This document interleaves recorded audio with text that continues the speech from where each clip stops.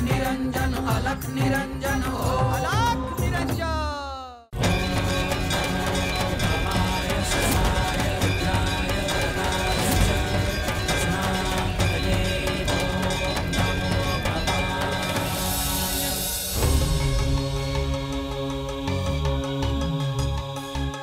स्वामी तुम्ही आज काही बोलला नाही। दत्त महाराजांनी जो यज्ञ केलेला आहे त्यानंतर कली जागा झालेला आहे। जो ग्लानीमध्ये होता आता त्याला अष्टदिशांनी बांधल्यासारखं झालं आहे आणि त्यातून तो आता बाहेर पडण्याचा प्रयत्न करणार, तो विध्वंस करायचा प्रयत्न करणार।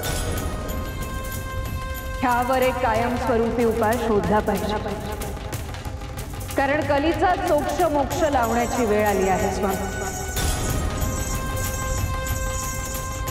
त्याचं युग सुरू झालेलं आहे, त्यामुळे तो शांत कसा राहील? आता त्याच्याकडे बल नाहीये, पण ते बल वाढत जाणार। हे तर त्रिकाल बाधित सत्य आहे। मग आपण असंच बघत राहणार आहोत का स्वामी? नाही, या सगळ्यांवर एक उपाय आहे। काय? ते तुला सूर्योदय झाल्यानंतर सांगेल।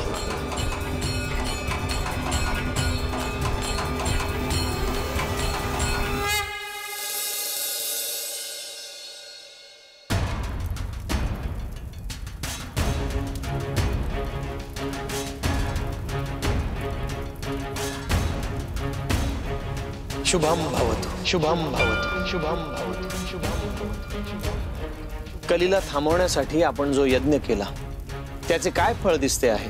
गुरुवर, आपण जो यज्ञ केला त्यामुळे सर्वत्र चैतन्य लहरी पसरल्या आहेत।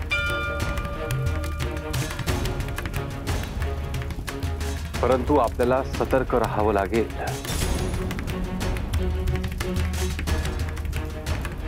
गुरुदेव, आपली अनुमती असेल तर मी एक सुचवू का? सांग गोरक्ष। कली जिथे आहे तिथेच त्याला बंधन घातलं पाहिजे। गोरक्ष, सगळ्यांच्या भल्यासाठी तू म्हणतोयस ते योग्य आहे, परंतु तुलाही ठाऊक आहे की दिवस आहे तशी रात्रही आहे, प्रकाश आहे तसा अंधारही आहे, आणि कली म्हणजे अंधारच।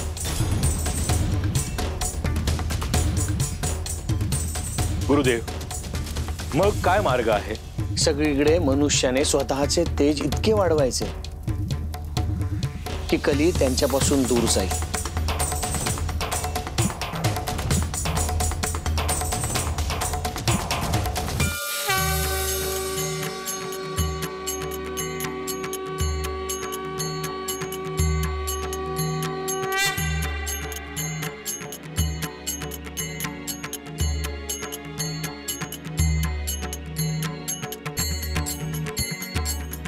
हा आपण सुरू केलेला यज्ञ अद्याप सुरू आहे। या यज्ञातला अग्नी अजून शांत झालेला नाही। हा यज्ञ आपल्याला केवळ मंत्रशक्तीने जागा ठेवायचा आहे, परंतु त्यासाठी सगळ्यांनी इथे थांबायला हवं।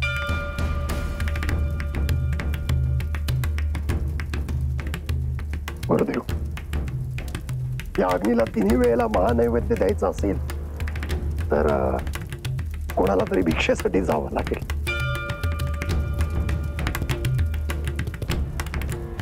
गुरुदेव, आपण आज्ञा करा, मी भिक्षा घेऊन येतो।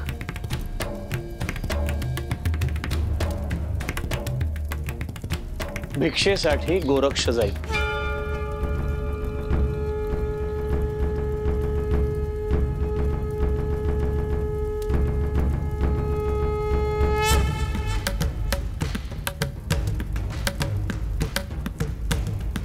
जशी आज्ञा गुरुदेव, येतो मी।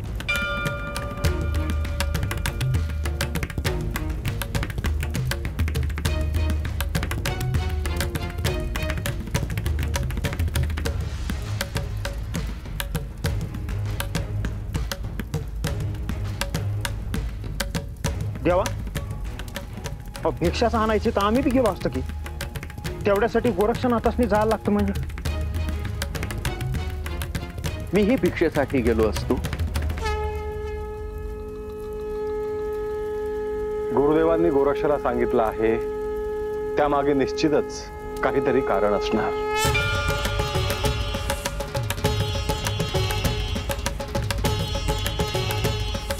सगळ्यांनी आसन ग्रहण करा.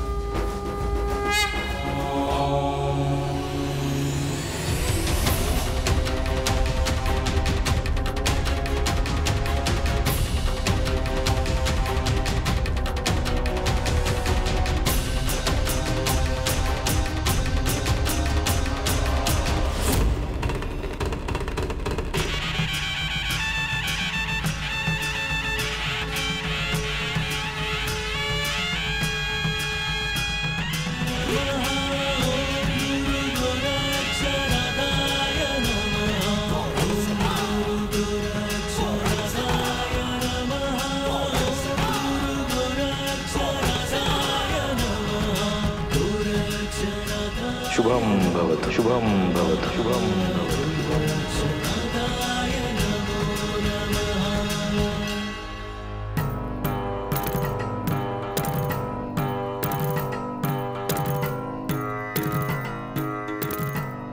तुझी भिक्षा दिलीस त्याचे महत्व फार मोठे आहे.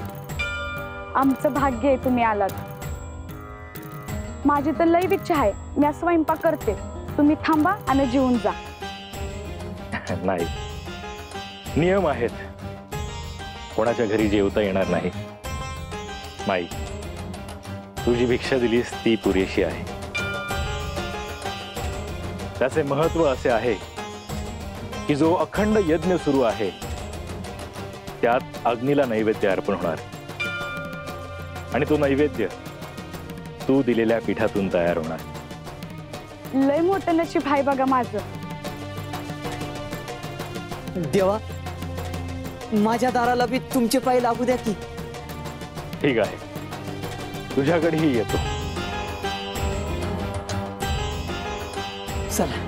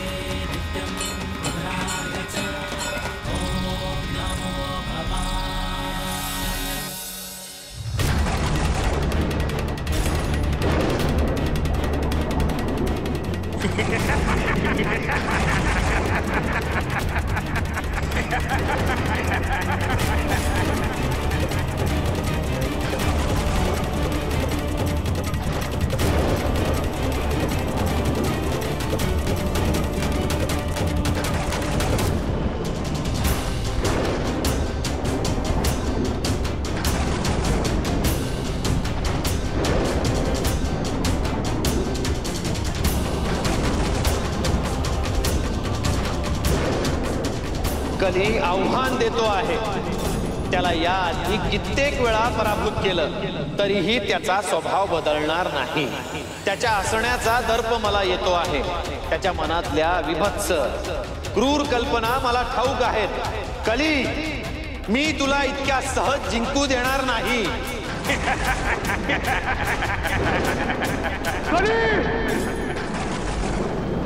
तू हसू नकोस.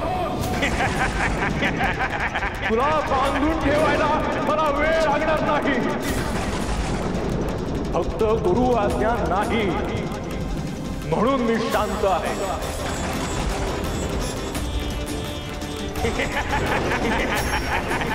मी काय करणार आहे याची तुला कल्पना नाही.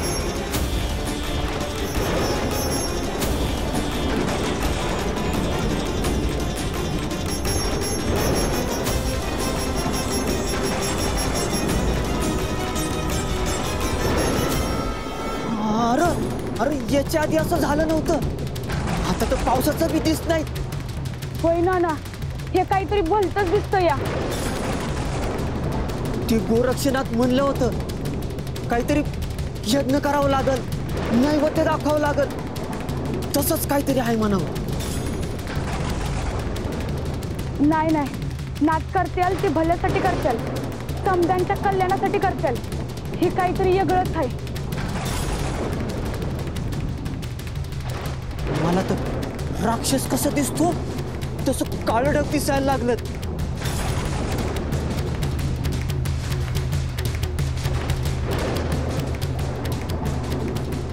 कोणी रानात गेला असेल, कोण इकडं तिकडं गेला असेल. समद्यांनी घरला थांबा, इकडं तिकडं जाऊ नका. जपार बाबांना समद्यांनी हे काहीतरी विपरीत दिसतंय. आपापल्या घरला जावा, पळा.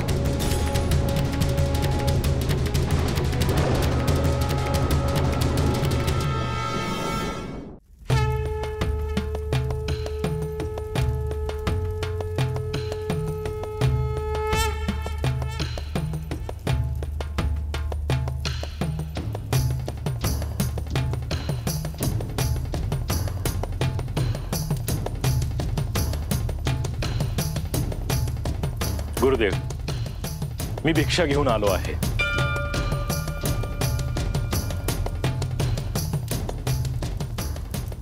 अडबंगी, भरतरी आणि चौरंगी गोरक्ष सोबत प्रसाद करायला घ्या.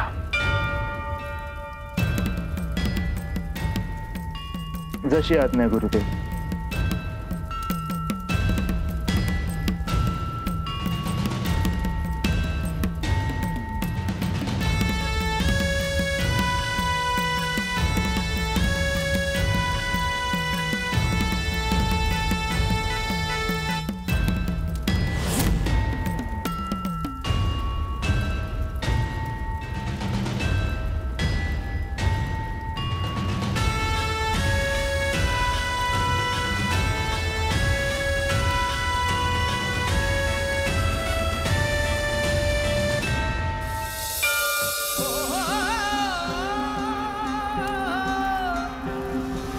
भस्मांकित शिव स्वरूप ललाटी शोभते त्रिपुंड सिद्ध योगी वितरागी धग धगते तेज कुंड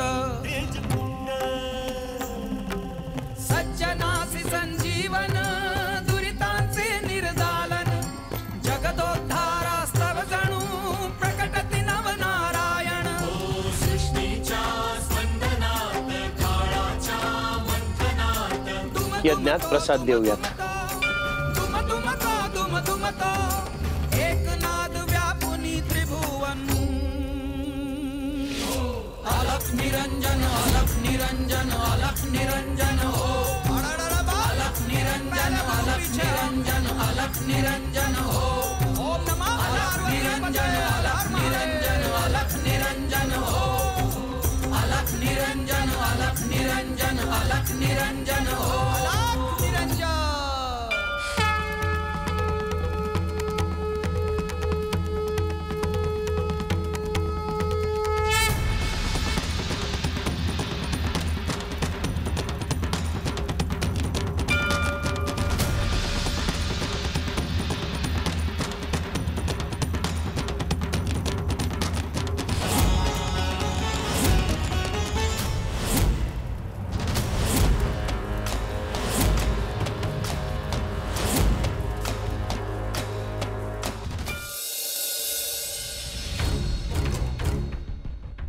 गुरुदेव, माझ्या मनात एक शंका होती. विचार करे.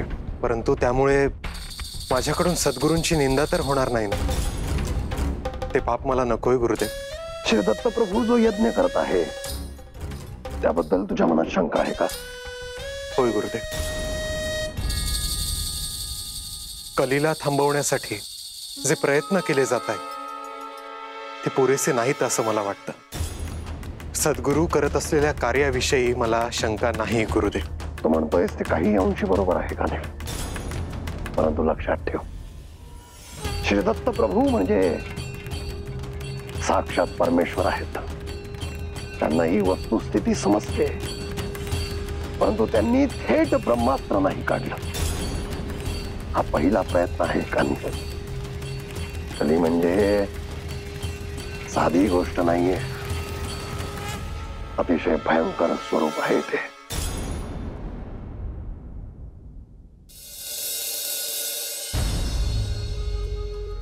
गुरुदेव, मी सगळ्यांसमोर काही बोललो नाही. मला असं वाटलं आधी तुमच्याशी बोलावं. वाटेत तुला कली दिसला का? होय गुरुदेव. दत्त महाराजांना सुद्धा तो दिसला असणार. त्यामुळे तू काही सांगितलं नाही तरी त्यांना समजलं आहेच. गुरुदेव, आपण आज्ञा दिली तर मी कलीशी एकटा लढेन. गोरक्ष हा आता तात्कालिक युद्धाचा प्रश्न नाही आहे. हे युगच त्याच्या नावाने आहे. जसं द्वापार युग होतं, सत्ययुग होतं, तसंच हे कलियुग त्याचं आहे. आणि त्याच्या नावाने असल्या कारणाने त्याला पूर्णपणे संपवणं हे शक्य नाही. परंतु गुरुदेव, आपण त्याला बंधन तर घालू शकतो ना? गोरक्ष, राजा परीक्षितने त्याला बंधन घातलं होतं. मदिरालय, सोनं आणि वैश्यालय ह्याच ठिकाणी तो वास्तव्य करू शकत होता. परंतु त्यालाही आता एक काळ लोटला आहे. मग आपण काय करायला हवं? उद्याची वाट पाहूयात. याविषयी आपण उद्या बोलूयात. गुरुदेव, मला कलीचे हेतू चांगले दिसत नाहीयेत. तो विध्वंसच करणार.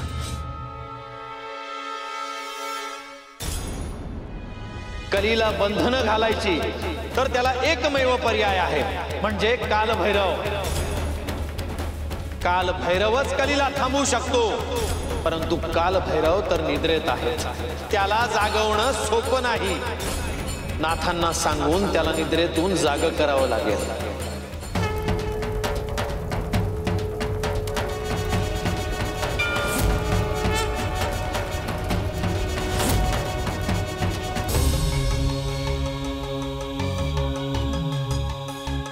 स्वामी, तुम्ही आज काही बोलला नाही. दत्त महाराजांनी जो यज्ञ केलेला आहे त्यानंतर कली जागा झालेला आहे. जो ग्लानीमध्ये होता आता त्याला अष्टदिशांनी बांधल्यासारखं झाला आहे. आणि त्यातून तो आता बाहेर पडण्याचा प्रयत्न करणार. तो विध्वंस करायचा प्रयत्न करणार.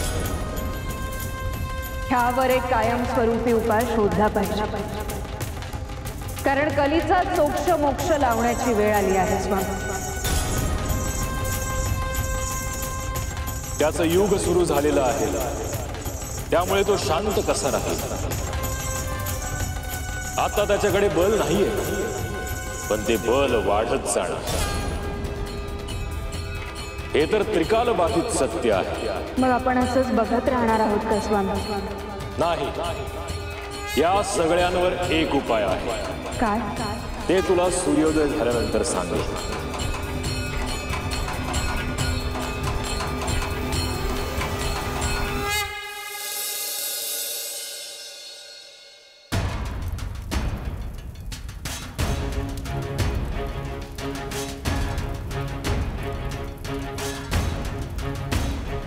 शुभम भवतु, शुभम भवतु, शुभम भवतु, शुभम भवतु. कलीला थांबवण्यासाठी आपण जो यज्ञ केला त्याचे काय फळ दिसते आहे?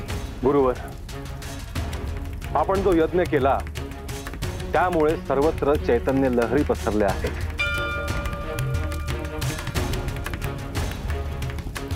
परंतु आपल्याला सतर्क राहावं लागेल.